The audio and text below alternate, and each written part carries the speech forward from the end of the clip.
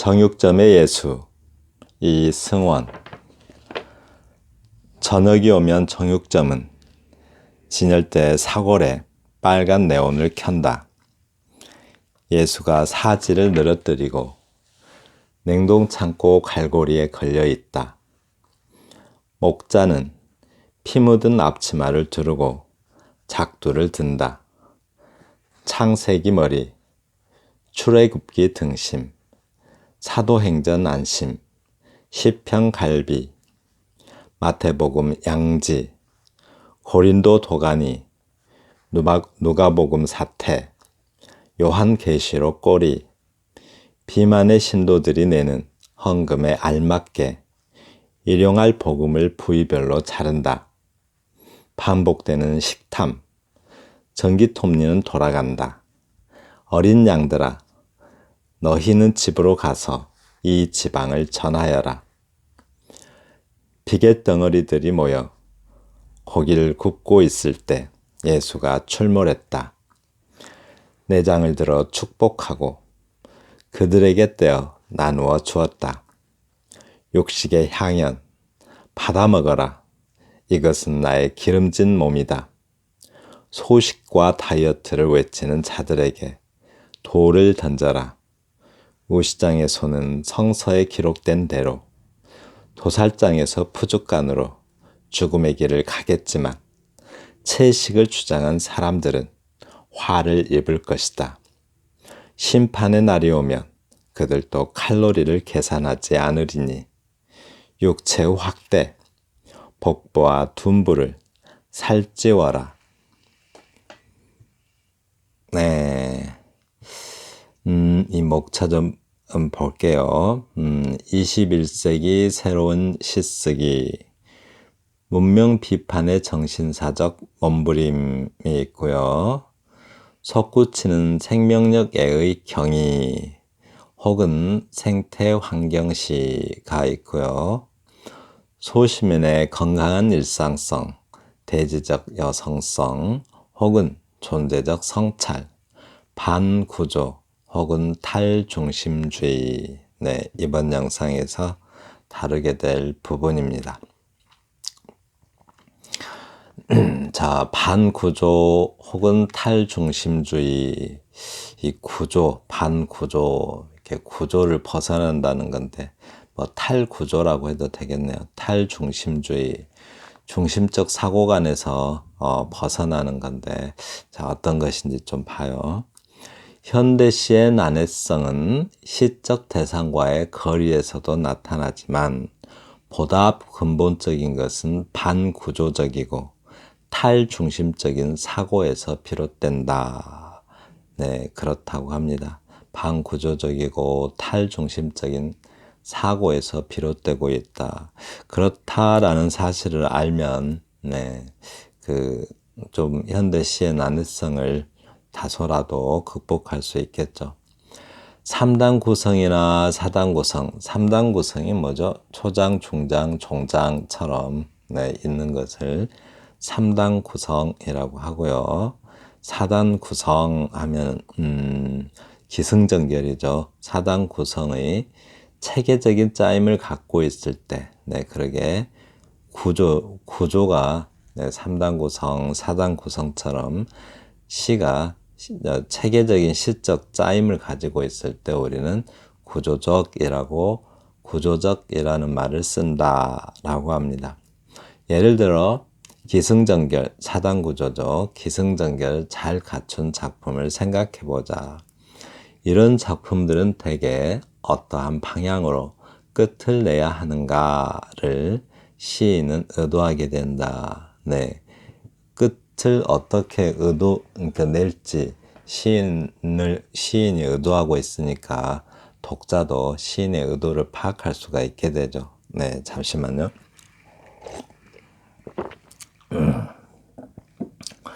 다시 말해 목적성을 지니게 된다. 네, 목적성이 있으면 독자가 그 흐름을 느끼게 돼서 편하게 읽죠.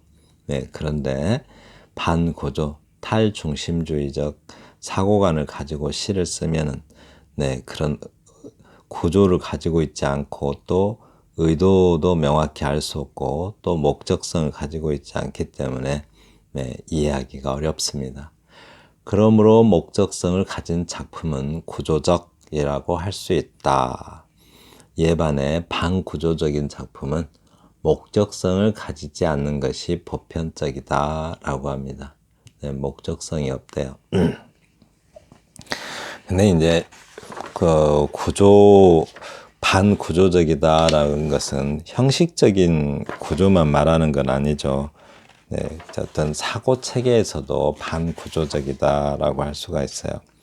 그러니까 뭐 다음 시를 보면 조금 알 수가 있겠는데, 또 탈중심주의적 사고라고 하는데, 중심적 사고, 그러니까 일반적으로 다른 존재들도 다른 사람들도 보통의 동시대 사람들이 가지고 있는 그런 중심적 사고관이라는 게 있겠죠.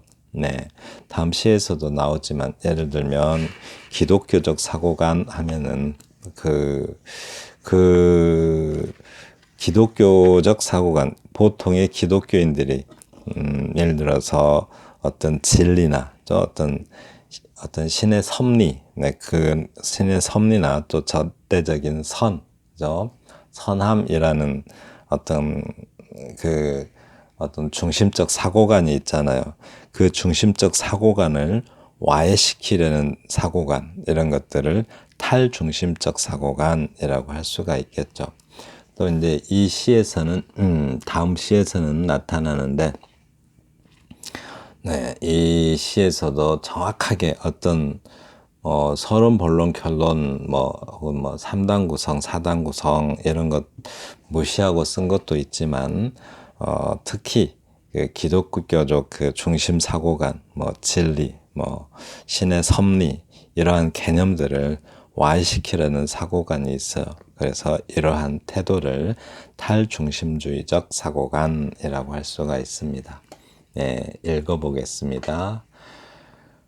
정육점의 예수, 이승원 시인의 시고요. 예수가 정육점에 있대요. 정육점의 예수. 정육점의 예수, 일단 제목에서 관심을 확 끌죠. 이렇게 정육점에 무슨 예수 그리스도가 있을까요? 또 예수도 예수님도 아니고 예수 그리스도도 아니고 그냥 예수라고 했어요. 약간 반말하듯이 별로 이렇게 신성시 여기지 않는 태도, 제목에서부터 그런 태도가 나오죠. 저녁이 오면 정육점은 진열대의 사골에 빨간 네온을 켠다. 저녁이 오면 정육점은 진열대의 사골이 이 시에서는 원래 사골이 뭐죠? 넉사자에 뼈골자 써가지고 네 개의 다리라는 뜻이잖아요. 네 다리의 뼈, 네 다리의 뼈. 주로 이제 몸보신할 때 많이 쓰죠. 그런데 여기서는 정육점에 있는 걸로 봐서 이 사골은 또 죽을 사자에다가 뼈골자를 써서 죽은 사람의 뼈, 이런 뜻도 있잖아요. 이렇게 어떤 중의적인 의미를 가지고 있습니다. 그래서 사골에는 빨간 네온을 켠다. 이 굉장한 어떤 관찰력이 있어 보여요. 왜냐하면 이 시가 거의 우연인 것처럼 모든 것이 다 상징적으로 이렇게 나오고 있습니다. 빨간색, 우리가 빨간색 하면 좀 욕심을, 또 탐욕을 생각할 수도 있고, 또 폭력, 다양한 의미가 가능하죠. 그런데 여기서도 빨간 네온을 켠다라는 것은 어쩐지 현대인들의 어떤 욕망, 욕심을 이렇게 탐욕이 좋겠네요. 탐욕을 켠다라는 말로 보이기도 해요. 예수가 사지를 늘어뜨리고, 여기 또 사골과 또 연결이 되죠. 네 개의 다리뼈니까 어쩌면 예수의 다리뼈일 수도 있겠어요. 예수 그리스도의 다리뼈일 수도 있겠는데, 사지를 늘어뜨리고 냉동창고 갈고리에 걸려 있다. 이 부분 이렇게 또 그래서 이렇게 한 가지 어떤 그러니까 예수 그리스도가 십자가에 매달리듯이 십자가에 이렇게 못 박히듯이 예, 그 부분이 생각나는 부분이죠. 사지를 늘어뜨리고 십자가가 아니라 냉동창고 갈고리에 걸려 있대 이렇게 예수 그리스도가. 네, 그렇습니다. 목자는 피 묻은 앞치마를 두르고 작두를 든다. 이 목자를 그러니까 교회를 정육점 정도로 생각하고 있죠. 이렇게 네, 교회가 정육점이라면 목사님은 그 정육점의 점원이겠죠. 목자는 피 묻은 앞치마를 두르고 작두를 든다라고 합니다. 네, 작두 들어서 잘라요 이제. 예수님의 몸을 아주 부분 자릅니다. 그래서 창세기 머리하고 네, 돼지 머리, 소머리 자르듯이 아주 창세기 머리, 출애굽기 등심, 그리고 사도행전 안심, 시편 갈비, 또 마태복음 양지, 고린도 도가니, 누가복음 사태, 요한계시록 꼬리, 네, 이렇게 부분 다 어떻게 나눴어요? 정육점에서 돈 받고 고기를 팔듯이, 네, 고기를 팔듯이 이렇게 막 잘라요. 이렇게 고기 팔려고 하듯이 네, 자릅니다. 비만의 신도들이 내는 헌금에 알맞게 비만하면은 왜 살찐 고양이 하듯이 그 좀 탐욕스러운 어떤 신도들을 가리키겠죠. 비만의 신도들이 내는 네. 교회 뭐 모두가 그런 건 아니겠죠. 그런 요즘 좀 많이 교회가 그런 모습을 보이기는 하지만 상당수 신도들은 그 교회 다니는 이유가 거기에서 그 예수 그리스도의 어떤 가르침을 배우기 위해서가 아니라 어떤 그 인맥을 넓히거나 또 뭐 어떤 어떤 그 자신의 어떤 바라는 그 바라는 바를 성취하기 위해서 네, 그래서 또 교회 많이 다니기도 한다고 해요. 안 가봐서 모르겠습니다만 비만의 신도들이 내는 헌금에 알맞게 일용할 복음을 부위별로 자른다라고 해요. 네, 그러니까 정육점에서 돈 받고 고기 팔듯이 헌금 받고 말씀을 팔아요. 이렇게 말씀을 그러니까 예수 그리스도의 가르침을 그 목적에 맞게 예수 그리스도의 뜻에 맞게 가르치는 게 아니라 돈을 받고 고기 팔듯이 팔아요. 예수의 말씀을. 예수의 말씀은 그렇게 나온 게 아니잖아요. 네. 그래서 교회가 정육점이 돼가지고 네, 그렇게 막 판다고 합니다. 이렇게 부위별로 돈 받고 말씀을 팔아요. 네.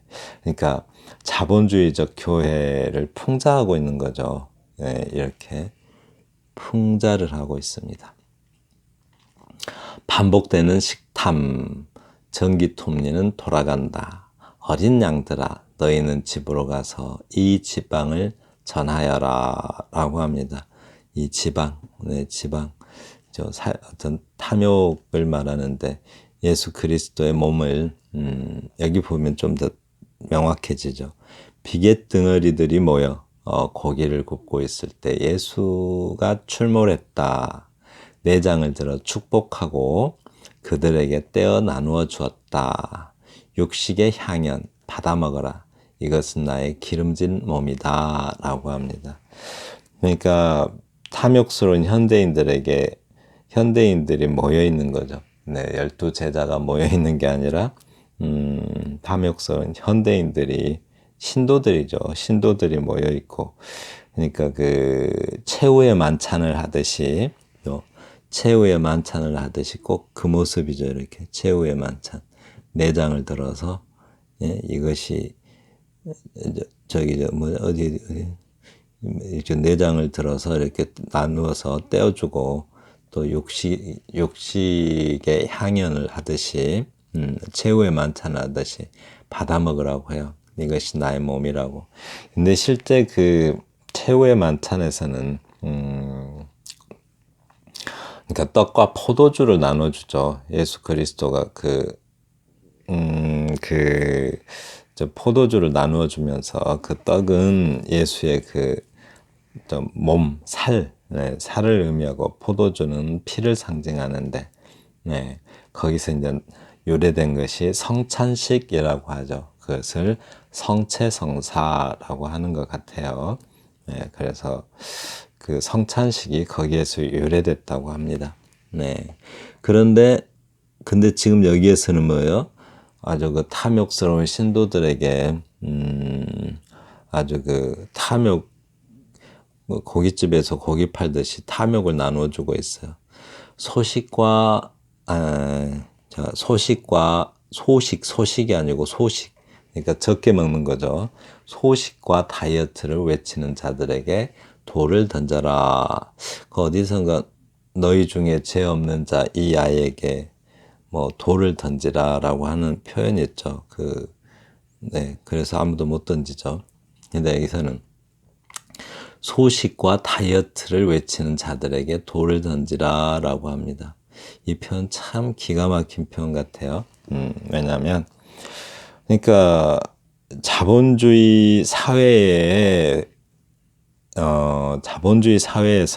자본주의적 기독교는 이렇게 소식과 다이어트, 즉 욕심을 버리는 욕심을 버리는 자는 네, 그것이 죄악이다라고요. 욕심을 버리는 것이 죄악이니까 돌을 던지래요. 네, 네, 다들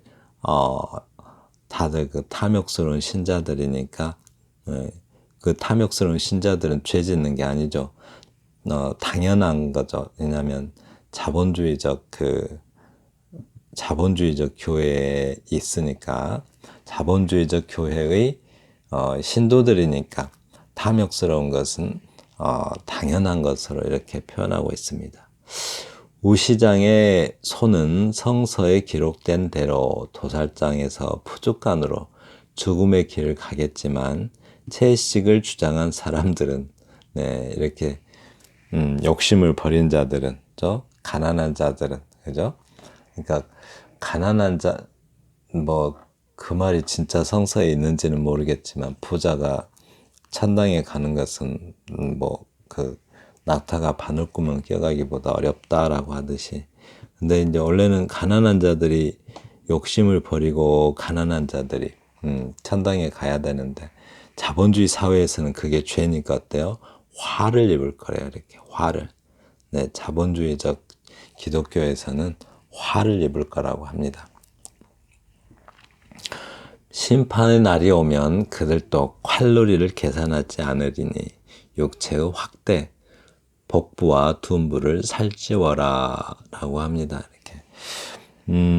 그러니까 자본주의적 사회의 자본주의적 교회니까 네, 그 구조에 맞게 뭔가 더욱 탐욕을 버리고 그죠? 그러니까 더욱 탐욕을 버리라고 자본주의적 예수 그리스도가 네, 가르치고 있어요. 네, 복부와 둔부를 살찌워라라고 합니다. 네, 이렇게 그러니까 이제 일종의 패러디, 풍자 같은 거죠. 그러니까 패러디나 풍자는 그러니까 중심적 사고가 있다면 그것을 풍자한다는 것은 그런 어떤 중심적 그 개념을 와해시키려는 태도잖아요. 이런 것도 탈중심주의적 사고관이라고 할 수 있습니다. 그런 탈중심주의적, 즉 기독교의 진리에 대한 또 그 기독교의 가르침에 대한 탈중심주의적 사고관을 반영한 시다라고 할 수가 있겠습니다. 이 시를 끝으로 이적 시인의 저서 현대시 창작 강의를 마칩니다. 다른 책을 선택하는 데는 상당히 시간이 좀 걸릴 것 같고요. 당분간 영상을 자주 올리지는 못할 것 같습니다. 제가 써야 되는 책도 좀 있고요. 또 그 대신 당분간 2025년 신춘문예 시 당선작들을 신춘문예 시 당선작의 해설들을 종종 올리도록 하겠습니다. 감사합니다.